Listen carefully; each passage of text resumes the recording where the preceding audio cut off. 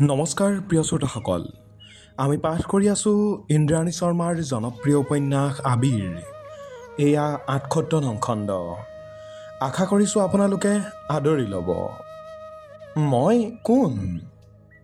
সেয়া যেন নতুনকৈ জুকিয়াই চাবলৈ ভগৱানে মোক এইখিনি সময় দিছে। এফালে জীৱন মৰণৰ যুঁজত মোৰ ভগৱানজন, যি মোক জীয়াই ৰাখিলে অতদিনে। যিদিনা মই নিজকে শেষ কৰি দিবলৈ ওলাইছিলোঁ, সেইদিনা কেৱল এইজন মানুহৰ বাবেই মই আকৌ এবাৰ জীয়াই থকাৰ কথা ভাবিছিলোঁ। কাষত বহি থকা মানুহজনলৈও চালোঁ। ভালকৈ চোৱাই যে নাছিলোঁ কেতিয়াও।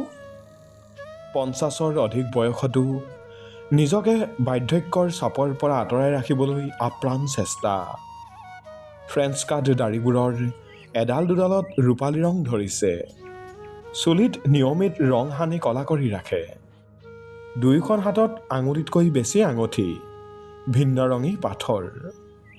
প্ৰত্যেকটো কামৰ আগতে তেওঁৰ বিশ্বাসী এজন জ্যোতিষীৰ পৰা আঙুঠিবোৰ এটা এটাকৈ পিন্ধোতে এতিয়া পিন্ধিবলৈ আঙুলিয়েই নাইকিয়া হৈছেগৈ।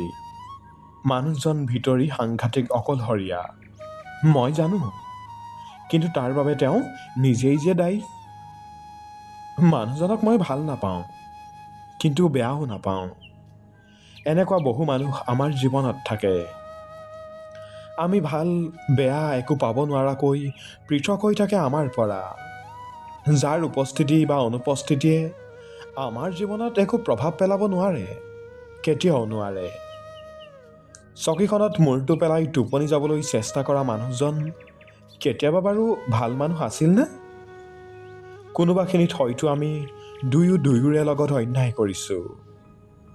তেওঁৰ কিবা ক'বলগীয়া আছেনে? মায়ে কোৱা কাহিনীটোতকৈ দেউতাৰ কাহিনীটো যদি বেলেগ হয়, হ'বওতো পাৰে। আকৌ ভাবিছোঁ, দেউতাই ব্যৱসায়ৰ নামত সাধাৰণ মানুহৰ লগত কৰা অন্যায়বোৰ, ষড়যন্ত্ৰবোৰ, স্বাৰ্থপৰতাবোৰ, সেইবোৰ দেখাত বা বুজাততো মোৰ ভুল হোৱা নাই। আজি ৩ দিন সময় আমি এনেকৈয়ে পাৰ কৰিছোঁ। সুধিবলগীয়া জৰুৰী কথাকেইটাৰ বাহিৰে দেউতা আৰু মোৰ মাজত আৰু বেলেগ কথা নহয়। মই দিনটো ইয়াতে চুক এটাত লেপটপ খুলি বহি থাকোঁ। জৰুৰী মিটিং কেইখন গাড়ীৰ ভিতৰত বহি জইন কৰোঁ। মা দিনত এবাৰ আহে। মন কৰোঁ মা আৰু দেউতাৰ মাজত সৌজন্যমূলকভাৱেও একো কথা নহয়। ডক্তৰে একেখিনি কথাকে দুয়োকে বেলেগকৈ বুজাই দিয়ে। ককাৰ হাৰ্টত কেইবাটাও ব্লক। আগতে এনজিঅ'প্লাষ্টি কৰাৰ ঠাইতো ষ্টেণ্ট কেইটাৰ দুয়োফালে ব্লক ধৰা পৰিছে। এতিয়া মাত্ৰ এটাই উপায়, অ'পেন হাৰ্ট চাৰ্জাৰী। কিন্তু ককাৰ ব্লাড ছুগাৰ আৰু হাই ব্লাড প্ৰেছাৰৰ বাবে সেয়া সহজ নহ'ব। তদুপৰি আশীৰ ঊৰ্ধৰ মানুহ এজনৰ বাবে এয়া কিমান ফলপ্ৰসূ হ'ব, তাক লৈ ডক্তৰো নিশ্চিত হ'ব পৰা নাই। সাধাৰণতে এই বয়সৰ মানুহৰ মৰ্টেল ৰেট বেছি। গতিকে ডক্তৰে সিদ্ধান্ত আমাৰ হাতলৈ এৰিলে। আৰু তাকেই আলোচনা কৰিবলৈ কেণ্টিনৰ এখন টেবুলত মা, দেউতা আৰু মই একেলগে বহিব লগা হৈছে। বাহিৰত চাৰ্জাৰী হৈ যাব, লৈ যাওঁ। দেউতাই বেছি দূৰলৈ ভাবিব নোৱাৰে, সেয়া আমি জানো। ডক্তৰ নিজেই চিয়ৰ নহয়, দেউতাৰ শৰীৰে এইটো চাৰ্জাৰী ল'ব নোৱাৰে। থকা দিনকেইটা ভালকৈ থাকক, দৰৱখিনি সময়ত দি যত্ন ল'লেই হ'ল। জানি বুজি মৰিবলৈ ঠেলি দিম নেকি? তুমিতো ভালেই পাবা দেউতা মৰিলে। মা দেউতাৰ সচৰাচৰ দেখি অহা তৰ্ক আৰম্ভ হৈ গ'ল। দেউতা প্লিজ, এইখিনি সময়ত অন্তত আমাক শান্তি দিয়ক। ককাৰ গোটেই প্ৰফাইলবোৰ চাই ডক্তৰে যি কৈছে সেইটো আমি মানিবই লাগিব। হিমগ্ল'বিনো বহুত কম। ইমান এটা দুৰ্বল শৰীৰত এইটো চাৰ্জাৰী সম্ভৱ নহয়। গতিকে ককা যিমান দিন থাকে ভালকৈ থাকক, কষ্ট নোপোৱাকৈ থাকক। গোটেই জীৱনটো ককাক একোৱেই দিব নোৱাৰিলোঁ আমি। দুখ আৰু হতাশাৰ বাহিৰে একোৱেই নাপালে মানুহজনে। এতিয়া অন্ততঃ অকণমান শান্তি দিয়া। মই ৰিকুৱেষ্ট কৰিছোঁ দেউতা, প্লিজ আৰু অশান্তি নিদিব। সহ্য কৰিব নোৱাৰে ককাই। মা দেউতাৰ মুখত অনুশোচনাৰ চিন সুস্পষ্ট। সময় এতিয়াও আছে দেউতা, ককাক যে অলপ দিনৰ বাবে হ'লেও আমি ঘূৰাই পাইছোঁ, ভগৱানক তাৰ বাবে ধন্যবাদ দিয়ক। আৰু যদি আপোনাৰ ব্যৱসায়ী মনটোৱে ইয়াত একো লাভ দেখা নাই, তেন্তে মই আজি আপোনাক প্ৰমিছ কৰিছোঁ, ককাৰ শেষৰ দিনকেইটা শান্তিত থাকিবলৈ দিয়ক। বিনিময়ত আপোনাক মই মোৰ নামত থকা সকলোখিনি দি দিম, একো নালাগে মোক। উঠি গুচি আহিলোঁ তাৰ পৰা। যদি অলপো বিবেক আছে, দুয়োৱে নিজৰ মাজৰ প্ৰব্লেমবোৰ আঁতৰাই বুঢ়া মানুহজনৰ কথা ভাবক, কথা পাতক বুলিয়েই দুয়োকে একেলগে এৰি আঁতৰি আহিলোঁ। আৰু ঠিক আধা ঘণ্টাৰ পাছত দুয়ো একেলগে মোক ক'লে, দেউতাক ঘৰতে ৰাখি যত্ন লোৱা ভাল হ'ব, তই ঠিকেই কৈছ। সম্পূৰ্ণ এটা সপ্তাহ হাস্পতালত কটাই ককাক লৈ আমি ঘৰলৈ ঘূৰি আহিলোঁ। ভীষণ দুৰ্বল মানুহজন, বিচনাতেই সকলো ব্যৱস্থা, ডায়েপাৰ লগাই থ'বলগীয়া হৈছে। সকলো সময়তে কেৱল মোকেই ওচৰত বিচাৰি থাকে, আন কাকো নিবিচাৰে। খুৱাই দিয়া, গা ধুৱাই দিয়া, ডায়েপাৰ সলাই দিয়া, সকলোবোৰ মই কৰিব লাগে। কৰিছোঁ, নিজকে ধন্য মানিছোঁ ককাৰ বাবে এইখিনি কৰিবলৈ পাই। মাত্ৰ এইকেইটা দিনতে মোৰ থুপুহু যেন বহুত ডাঙৰ হ'ল। অলপো আমনি নকৰে, ককাৰ ওচৰতে বহি থাকে। তুমি দুখো পালা? মই মৰমকৈ দি থওঁ। ককাৰ চুলি আঁচুৰি দিয়ে, মোৰ পিটিকি দিয়ে, কণমানি থুপুকা হাত দুখনেৰে মোৰ মালিচ কৰিও দিয়ে। নিজৰ ভাগৰ কাজু এটা, কিচমিচ এটা দিয়ে, গান গায়ো শুনায়, তৰাই শিকোৱা গান। দিলেলে দিলেলে সুৰ টানোতে চকু মুদি দিয়ে একদম। সলনি হৈছে কথাবোৰ, ঘৰৰ নিয়মবোৰ। দেউতা ঘৰলৈ উভতি আহিছে, কিন্তু মাৰ সৈতে একেটা ৰুমতে থকা নাই, আলহী কোঠাত থাকে। একো নাই, যি যেনেকৈ সুখী তেনেকৈয়ে থাকক। ককাই কিন্তু দেউতাৰ লগত একেবাৰেই কথা পতা দেখা নাই। মাত্ৰ কিবা এটা সুধিলে এটা শব্দত উত্তৰহে দিয়ে। আচলতে সকলোকে সময়ৰ প্ৰয়োজন হৈছে। চিনেমাৰ দৰেতো আৰু একেদিনাই মানুহৰ পৰিৱৰ্তন হৈ নাযায়, হ'ব নোৱাৰে।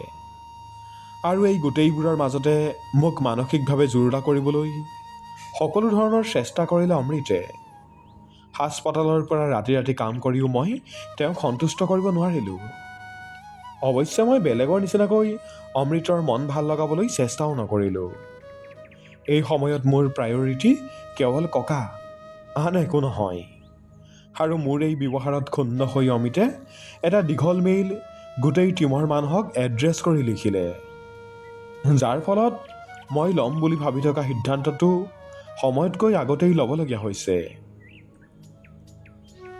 বহুত চিন্তাৰ অন্তত মই সেই বুটামটো টিপিছিলোঁ, ছেপাৰেট ফ্ৰম ইনফ'টেক্ট। ইয়াত ৰিজাইন দিবলৈ মস্ত দীঘল এপ্লিকেশ্যন লিখিব নালাগে। অফিচৰ ইণ্টাৰনেল ছাইটত গৈ এই বুটাম টিপি দিলেই প্ৰচেছ ষ্টাৰ্ট হৈ যায়। সকলো কনচাৰ্ণ্ড ব্যক্তিলৈ মেইল যায়। সকলো আচৰিত হ'ল, মোক ইমিডিয়েট অফিচলৈ যাবলৈ কোৱা হ'ল। মোৰ এই সিদ্ধান্তত আটাইতকৈ অসন্তুষ্ট মানুহজন হ'ল অনিৰুদ্ধ। যোৱা 3 দিন ধৰি আমাৰ মাতবোল প্ৰায় বন্ধ। মই বুজাবলৈ চেষ্টা কৰিও হাৰি গ'লোঁ। তেওঁৰ মতে মই আৱেগৰ বশৱৰ্তী হৈ সিদ্ধান্ত লৈছোঁ। তেওঁ তেনেকৈ ভবাটো স্বাভাৱিক, কিন্তু মই জানো যে সম্পূৰ্ণ সুস্থ মগজুৰে মই এই সিদ্ধান্ত লৈছোঁ। বৰ্তমান সময়খিনিত এয়াই সঠিক সিদ্ধান্ত। মই আৰু থুপুৰ বাবে এইখিনি সময় ককাৰ লগত থকাটো খুবেই প্ৰয়োজন। কাইলৈ 10 বজাত মই অফিচত ৰিপৰ্ট কৰিবই লাগিব। সেইবাবে থুপুক মাৰ ওচৰতে ৰাখি মই অকলেই বেংগালুৰু যাবলৈ ওলাইছোঁ। ককাক মাত লগাওঁতে কৈছে, সোনকালে গুচি আহিবি, তই নাথাকিলে মোক কোনে চাব? চাব, চবেই চাব, কিন্তু ককাই মই ওচৰত থকাটো বিচাৰে। থুপুক এৰি থাকিবলৈ ভয় কৰে। সেইবাবে মই চাকৰি ৰিজাইন দিয়া সিদ্ধান্তটোত ককা সুখী। ফ্লাইটত উঠাৰ আগে আগে আকৌ এবাৰ অনিৰুদ্ধলৈ ফোন কৰিলোঁ। 3বাৰমান ৰিং হৈ হৈ বন্ধ হৈ গ'ল। 4 নম্বৰ বাৰত উঠালে। কি হ'ল? আহি আছোঁ, কেইটাত পাবাহি 7:45 লেণ্ডিং অ'কে বেংগালুৰুত বৰষুণ পিঠিত বেগটো লৈ কেব এখন লওঁ বুলি আগবাঢ়িলোঁ অনিৰুদ্ধই ফোন এটাও নাই কৰা মোৰ মেছেজৰ ৰিপ্লাইও নাই দিয়া অ'লা জোনটোত গৈ ৰৈ আছোঁ বৰষুণৰ বাবে কেবৰ অলপ অসুবিধা হঠাৎ কোনোবাই পিছফালৰ পৰা মোৰ বাওঁ হাতখনত ধৰি টানি নিলে অন্যমনস্ক হৈ থকা বাবে উফৰি যোৱা দি গ'লোঁ সন্মুখত এখন কঠোৰ মুখ আৰু এযোৰ খঙাল চকুলৈ অনিৰুদ্ধ বগা চাৰ্টটো তিতি গাত লিপিত খাই ধৰিছে টান মাংসপেশীবোৰ স্পষ্টকৈ দেখা পোৱা গৈছে ওপৰৰ দুটা বুটাম খোলা অফিচৰ পৰা অহা নাই যে নিশ্চিত মোক টানি নিয়া হাতখন এতিয়াও সজোৰে ধৰি ৰাখিছে ইমান দিনৰ মূৰত দেখিও অলপো মৰম নাই অনিৰুদ্ধ এনেকুৱাই সকলো এক্সট্ৰিম মৰম খং অভিমান জেদ সকলোবোৰ দুখ পাইছোঁ ময়ো পাইছোঁ হাতখনত ধৰিয়েই লৈ গ'ল মোক বৰষুণক উপেক্ষা কৰি অনিৰুদ্ধ আগবাঢ়িছে এটা শব্দও উচ্চাৰণ কৰা নাই মোৰ ফালে চোৱা নাই এবাৰো হাতখন কিন্তু এৰি দিয়া নাই চকুকেইটা অলপ ৰঙা গাড়ীৰ সন্মুখৰ দৰ্জা খুলি মোক প্ৰায় বহুৱাই দিয়া দি দিলে বৰষুণজাক আৰু বেছি জোৰেৰে আহিছে তেওঁ আহি ড্ৰাইভিং ছিটত বহিল ইমান বৰষুণ ট্ৰেফিক বহুত হ'ব so' he want to talk about the bloody traffic কপি গ'লোঁ অনিৰুদ্ধই গাৰ জোৰেৰে ষ্টেৰিংডালত হাতখন মাৰি পঠিয়াইছে আপুনি যে একো কোৱা নাই সেইকাৰণে you should shut up too but আৰু কিবা কোৱাৰ আগতেই এযোৰ চেঁচা উঠ মোৰ ওঠত সজোৰে গুজি দিয়া হ'ল অভিমান আৰু আক্ষেপত কঠোৰ হোৱা এযোৰ উঠ আনদিনাতকৈ পৃথক এই চুম্বন মৰমৰ উমাল পৰশতকৈ যেন অভিমানৰ কোমল আঘাত বেছি অনিৰুদ্ধৰ তিতাচুলিত মোৰ হাতখন হেৰাই গ'ল আৰু মোৰ মৰমৰ সামান্য স্পৰ্শত মমৰ দৰে গলিল তেওঁ বি মাইণ্ড প্লিজ অনন্যা বৰষুণৰ পানীৰ মাজতে তেওঁৰ চকুৰ পৰা বৈ আহিল এটোপাল কুহুমীয়া পানী মোৰ প্ৰিয়তম পুৰুষ অনিৰুদ্ধ ইমান আৱেগিক ইমান আকলুৱা আই এম চৰি অনিৰুদ্ধ আই এম ৰিয়েলি চৰি প্ৰিয় শ্ৰোতাসকল পৰৱৰ্তী খণ্ড শুনিবলৈ আমাৰ সৈতে সংযুক্ত হৈ থাকিব ধন্যবাদ।